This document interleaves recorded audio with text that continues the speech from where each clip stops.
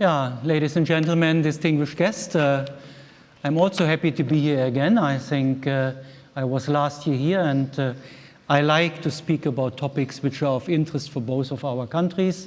Today it's more about human-machine interaction, and it's obvious that these came up now because we have seen, as we heard now, recent advances in robotics, in artificial intelligence, roughly the last 4 or 5 years.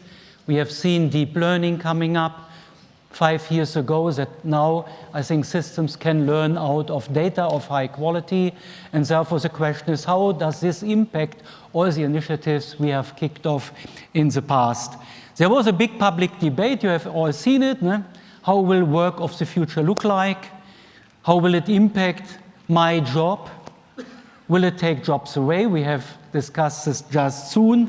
And the question is at the end, will it lead to a social divide where only the high-skilled people will get jobs and the low-skilled people, their jobs will be replaced by machines and they have nothing to do? That's at the end the public debate. And we know that we have the obligation, I think, to lead this public debate into a more positive future. And that was more or less our intention. So if we look and take a step back and look where we come from. I think in Germany it started 2011, and 2 years later we handed over our full recommendations to our government, and it was obvious from the beginning what we propose in Industry 4.0 will radically transform jobs, the way people work, the way people get taught, the way people learn. Therefore, we have included the unions from the beginning in order, let's say, to come to recommendations in harmony with those who are affected. And it was clear in the future, it's not so much like in the past where it was business process re-engineering, it's re-engineering of the workplace, and therefore, obviously, it's change in human-machine interaction, and it's also the requirement of lifelong learning. A few years later, we have heard it. We have seen, in particular in Hanover, I think with your Prime Minister, this announcement of Society 5.0, where Japan is coming much more, I think, from societal issues they want to solve. We came from competitiveness, I have to admit.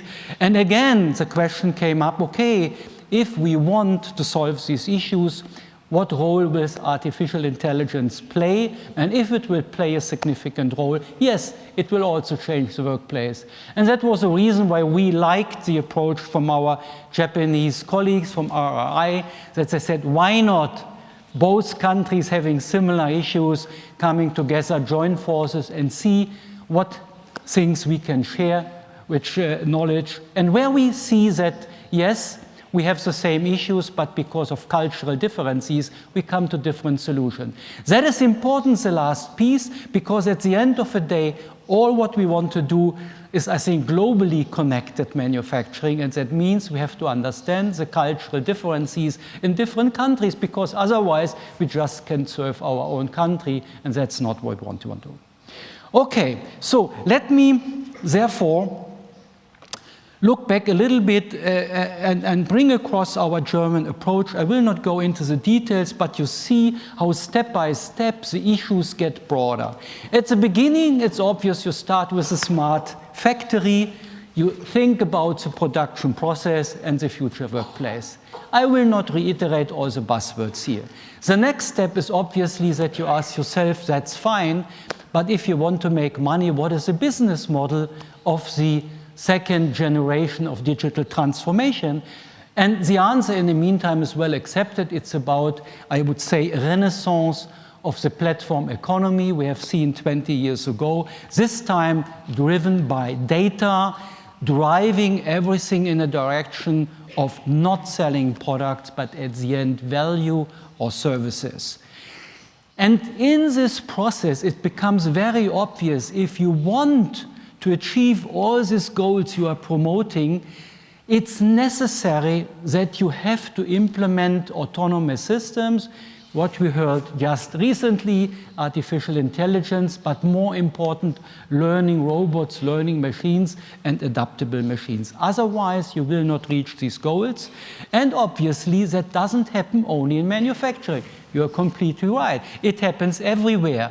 That is not an issue in itself, but the point is that the citizen will experience this in his daily life. In one day, he leaves a smart home we have just seen, then he goes with an autonomous car, and then he enters a factory where he has to work collaboratively with a robot. And what does he expect? Yeah, the same human-machine interaction. He will not learn every hour, let's say, how to interact with these machines. Therefore, we come into the, I would say, importance of human-machine interaction, but even more important, we have now to think not only business, but there will be a lot of questions about legal responsibility and ethical questions I will touch later a little bit. Now, having said that, we have, let's say, had this picture in mind 2012, and it shows a picture to say, okay, what do we have to achieve? And at the end of the day, we have not only to make products and machines smart, so to say, but also the people. That is one thing. And the second piece is that they work together, as we said at that time, like in a social network. So we have to create hybrid teams where robot becomes co-workers. And at the end of the day, I think the manufacturing floor of the future is more or less decentralized but connected, and it are decentralized autonomous systems, like flexible production cells instead of rigid production lines, and very important, autonomous decision-making teams of people, or even decision-making teams of people and robots. Only then we achieve the goal of adaptable and learning factories. So therefore, a few years ago, I think in Germany also our biggest institute of artificial intelligence started to do some research to try how far out can we go. I think in the past, you know how it worked. Ne? There were industrial robots, we have seen them, sectioned off of people in their cages, doing dedicated tasks, always the same. In the future, that's not the case. And the question is, can we create hybrid teams where we have humans, where we have robots, where we have even soft bots, so software artifacts, which are as a virtual agent doing something, and they do joint problem solving, which means that they share their activities according to the best capabilities available. And in the case that some, I think, unexpected happens, and that's what we think will happen, that they can reorganize the activities amongst themselves, how it's normal in a well-working human-based team. So there's still a lot of work going on, and that's not at the end, but I think a little bit that is where we want to be. Now, the second paradigm shift then was coming not from a product, but was more coming from the user, from a consumer. And we said, okay, the business model are smart services. Smart services is nothing else than personalized services dedicated to the individual needs, intents, preferences of the user. We need data for this, and at the end it goes across industries. What is the consequence? Not one company can offer this alone, so we have to work much more, not in rigid, predefined value networks, but more in dynamic ecosystems, where more or less on the fly you can include new partners to complement the capabilities of a service or a product you want to provide, but you can't offer today. So having said this, you see now it's not only on a technical level about the interoperability of machines, semantic operability, but it's now about the capability of people to work with other people they don't know in an ecosystem. And it's about products, robots, and machines to work with other products, machines, and robots in another ecosystem which is not predefined like today. And that is a kind of a challenge. And therefore, I think you see it will impact also on 3 levels how we work together if you look to the processes of a factory or of an enterprise. I think this is the normal way how ERP systems are built. They cover all the processes in a nicely integrated way. If the designer was smart, I think there is inbuilt flexibility to split it into different tasks and to design, okay, which task is routine enough to give it down to be automated. That's how we did it for 10 years. And then there are other tasks, we call them semi-structured or unstructured, which are changing. It's much too expensive to program how to solve them. It's still done by humans. That's the old way, and that you do over time, and that's called business re-engineering. And you see now, in the future, we will do more or less do the same, but in this case, the tasks which are routine, either manual or cognitive, will be laid down and given to autonomous systems, which is not, let's say, so predefined what the next action is. And on the other side, let's say, the more behavioral work, which needs interaction of people, will be given up, but now they have to interact in these different business networks or ecosystems you have to engage with, because the complementary services in design and the partners are completely different than, for example, in logistics. So as I said, you come in the middle to this question of human-machine interaction. In the bottom, you come to machine-to-machine interaction, and the top line is human-human interaction. And at the end of the day, I think you have to cover the entire spectrum. Now, therefore, people who are more coming from the consulting side say, okay, and they are rightful, this is not only the next industrial revolution, it's also a next revolution, so to say, in business process transformation, because let's say if I now say, okay, I know this is best done by machines, transaction prediction, etc. This is best done by people, leadership, creativity, hopefully so in 20 years, that's the left-hand side. But there is something in the middle, which we call hybrid, where we can complement each other. Now, for example, as we have seen in the video, that machines can complement people, helping people to some extent to be relieved from very stressful work. This type of working, not very nice.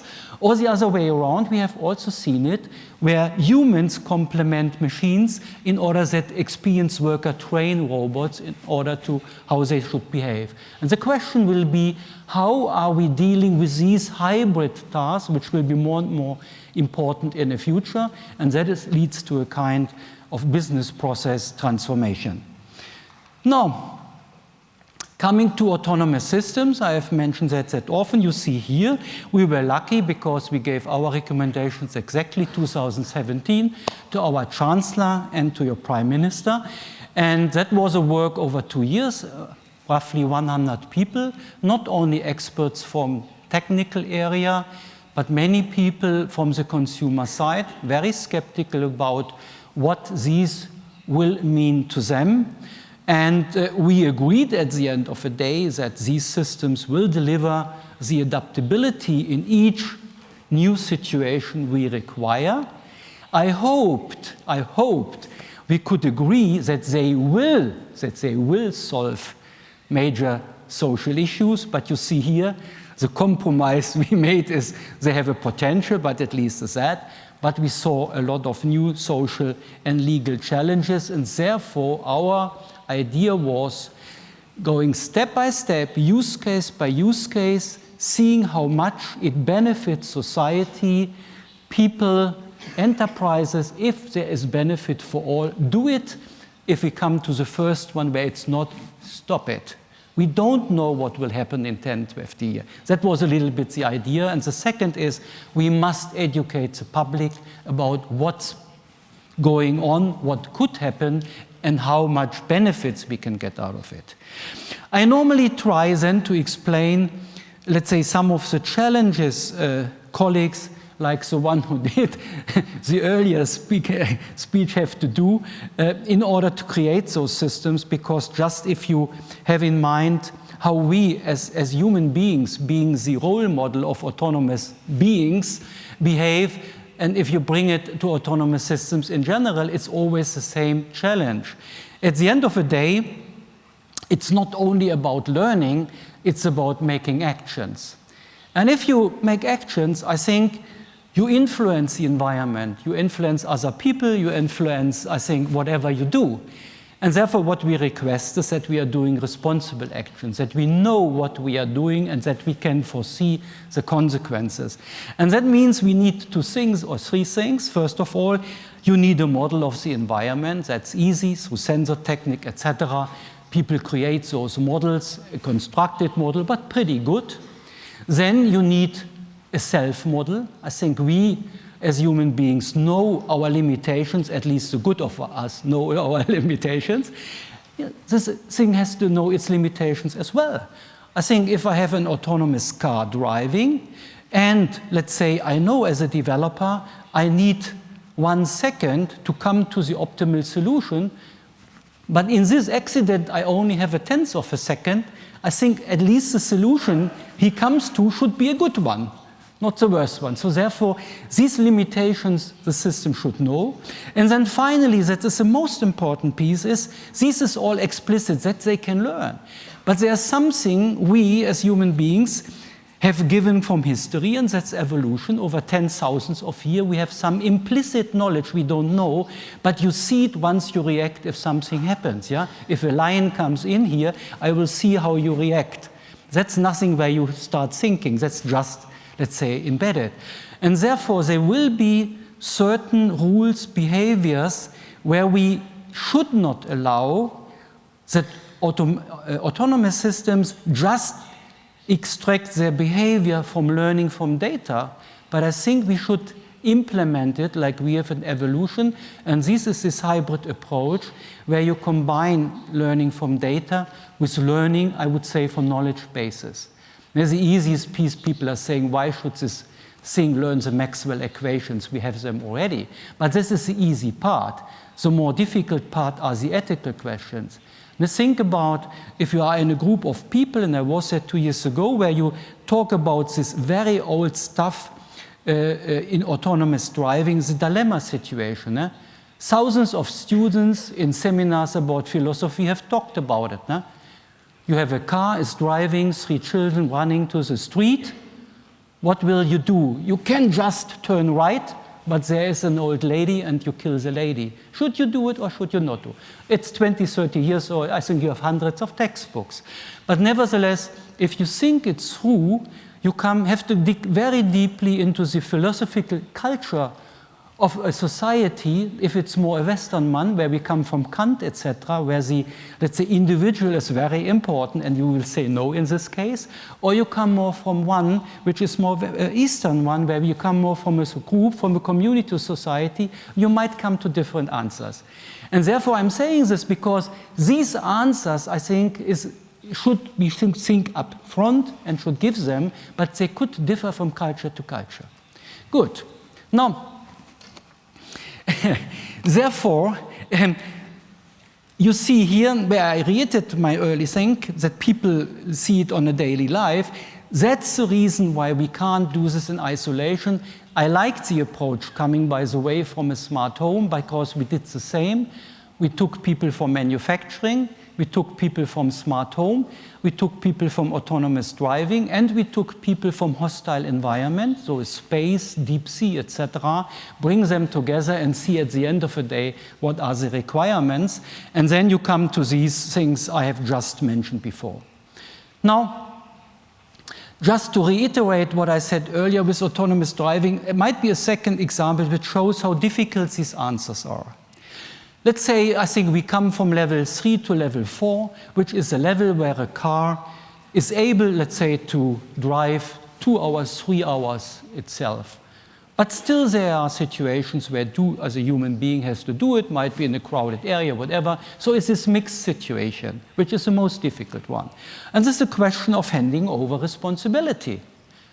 And the first question is, okay, is a system allowed to reject handover request? So I'm coming in and I'm saying, okay, I want to do it. Now you can say, no, never ever. But on the other side, what happens if you are tired, if you are drunken, the sensor sees this? You would say, maybe, but you have to make a decision. Okay, then we come to the other case, which is more difficult, is a system allowed to take over control? I think we always would say never ever, because the last control should be a human being. So you're right. Let's say this example where we have these crashes in the air, where pilots want to take over control, the system is not allowing because the pilot finds out the system is doing stupid things. Or you sit in the car and he's just driving like that and you don't want that. You say, yes, I have to. But what is in a situation where you take over control and the system is detecting that you are a terrorist just driving into a group of people? So therefore, I just wanted to bring it up to tell you that there's a lot of debate and questions that has to be solved. But these are the debates in the public. People are not talking about the technology. If you have a public interview, these are the questions you get. And we have to give an answer. Good. So I come back after this to our joint work, but I wanted to make a broader scope that you see what's drive us to talk about that, and there's still an open space. Obviously, if you look to this slide, and we have seen it, the starting point is there. We have similar societal challenges. Yes, we have an aging population in Germany as well, not as much as Japan, but nevertheless. The workforce is maturing. Our productivity tends to go down because of that. We have a shortage of skilled labor. We have diversity in machines. The small and mid-sized enterprises cannot afford to build US machine immediately, etc. On the other side, we also agreed, yes, we all rely on digital technology because that will hopefully help us here. And we also believe, we have said, that we have to go for these hybrid teams, that we have to go for these business processes with mixed tasks, and we need situational adaptivity. So therefore, yes, human-machine interaction plays the central role, in particular because we have, let's say, to merge to some extent the best out of natural and artificial intelligence, but we found through our way of working that the answers we are given are slightly different in some cases, and that's the reason when you read the paper, you see that we have many case studies which highlight a little bit the differences, because if there is a case study, you can conclude this was a case where we didn't agree on both countries immediately, sometimes of minor things. And why would you ask us, why was it so important to make clear where you agree and where you disagree? It's because the public will read it, and the public will take conclusions. And therefore, you have to be very careful what you are saying, what your intention is. You for your society, and we for ours. Now, we started with talking about the future of employment. And as always in life, there are some commonalities, as I have explained already. But then you can always speak or you have two talks, two narratives, so to say, a positive and a negative one. And both are, by the way, the same. They are no different. The question is, who takes what first? And my understanding was interesting enough for a German that we have more the positive narrative so far. Surprising if you know our culture. And you, what was surprising to me, put a little bit more the negative one up front. If I don't know. And how is it? It's an easy one, you know them. In Germany, we would say, yes, we have less skilled worker. Yes, machines will help us to overcome this shortage. And they will add flexibility. And we use this flexibility for the owner of the enterprise because he gets unexpected orders in. The employees will be flexible enough, might be, to make an extra shift. But on the other side, the owners of the businesses understand that employees get something out of this new gained flexibility. For example, if you are 30 or 40 years old, if you have elderly parents and you have to give care, or if you have young children, you would like to have a little more time for yourself and might be work more later on. And that is the other side of the coin, which we have to achieve, because then it's a win-win situation. The people would give in to make this extra shift if they get the other one, because at the end of the day, it's better work for them. It's more appropriate to their lifestyle. That's the story we are telling, and that's the story we are telling in cooperation and together in harmony with our union so far. On the other side, if I look to Japan, it starts the same. Yes, we have less productive workers, so we need more productivity. that pushes managers to bring more machines and automation into the factory. That means less jobs. That means that we have pressure to employees in order to keep a job, to upskill, which will lead to a split of the society. As I said earlier, for those who can cope with that, they will get the money, might be the better positions, the others left out. And I agree. Whenever you speak with people who are top managers in a company, there is a certain percentage of employees where you have doubts if they have either the skills, the ability, or the willingness to do lifelong learning. And that is a critical piece you have to manage, but it's your obligation as a leader to find solutions and not to just leave these to society. Now, one point to overcome it is obviously that people say, yeah, how can we extract knowledge of these old experienced workers best if they leave the factory?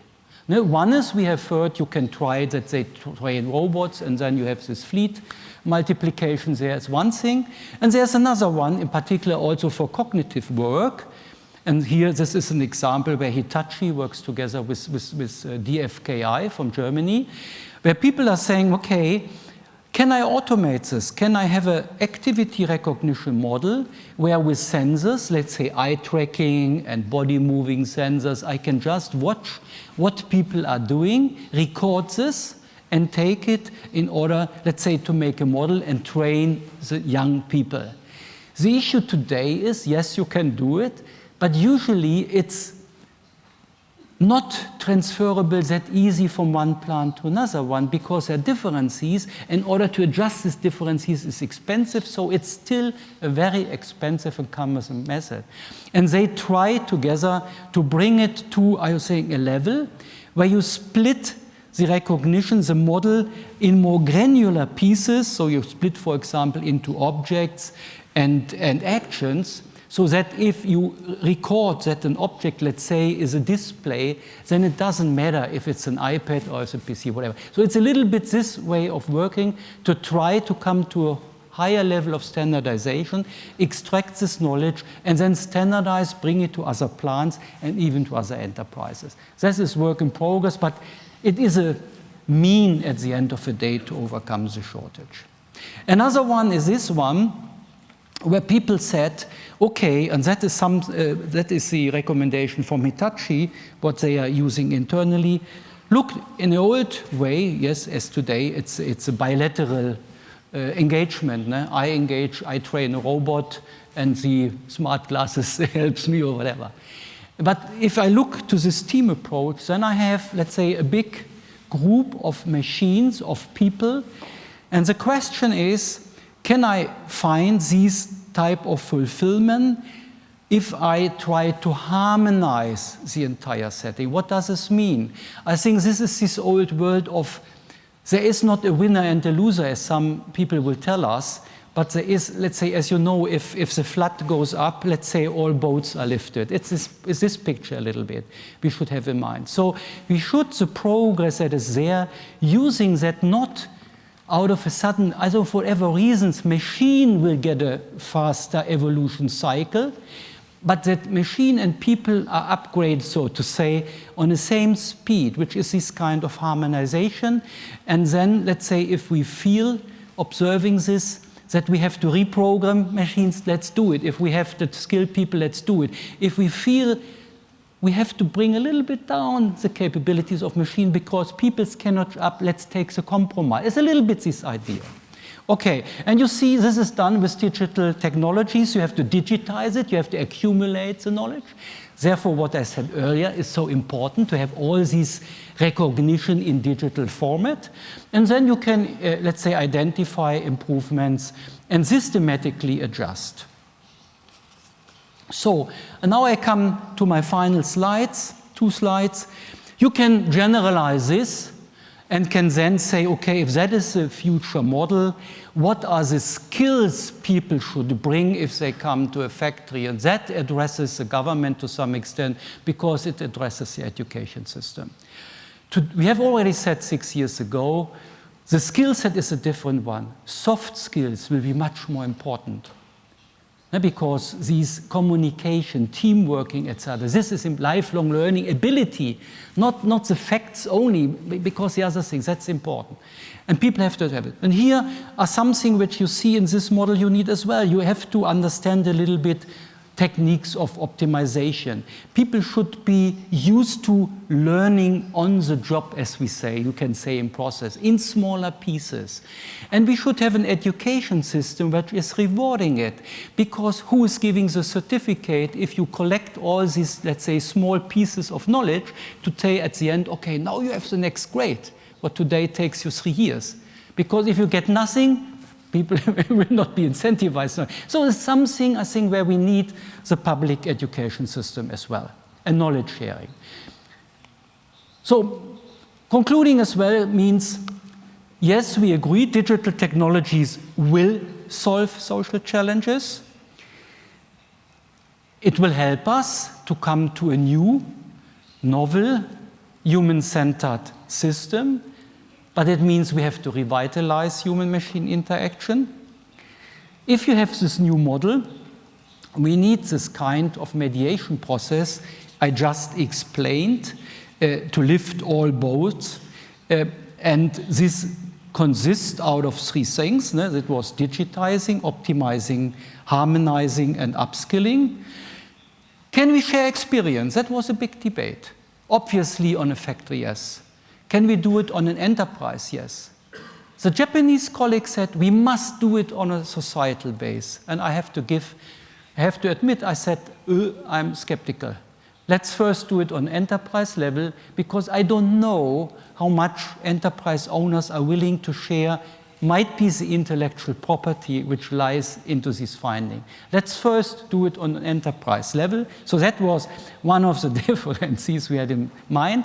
But at the end, we all agreed we should encourage everybody sitting here to go this way, to go in this direction. I think if we come to a solution which works on an enterprise level, we still have this dialogue we are just having amongst our organizations, amongst our countries, where we then can share knowledge, I think, of this level and see how can bring us both forwards. Thank you very much.